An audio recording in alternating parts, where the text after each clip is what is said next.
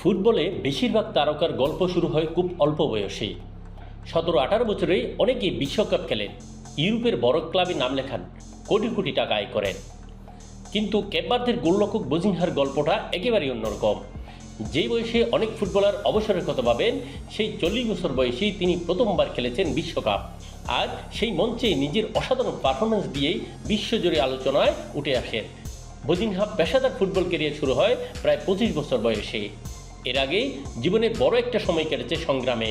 ছোট দেশের ফুটবল, সীমিত সুযোগ আর অর্থনৈতিক সংকট সব কিছু মিলিয়ে তার পথটা ছিল কঠিন।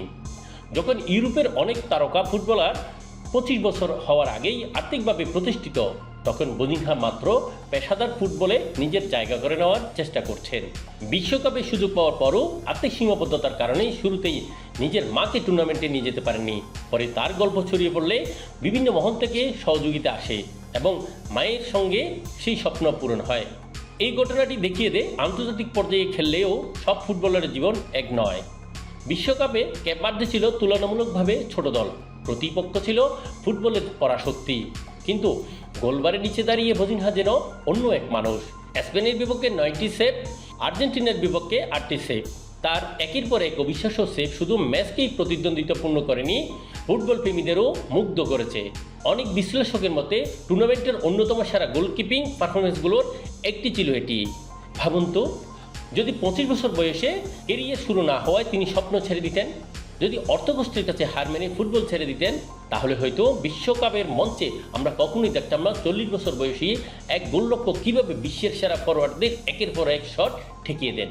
কখনোই জানা হতো না বয়স নয়, মানুষের ইচ্ছে শক্তি সবচেয়ে বড় শক্তি। আজকের সময়ে আমরা খুব দ্রুত ফল চাই, কয়েকবার ব্যর্থ হলেই মনে হয় সব শেষ। বজিনহার জীবন যেন ঠিক উল্টো কথাটাই বলে।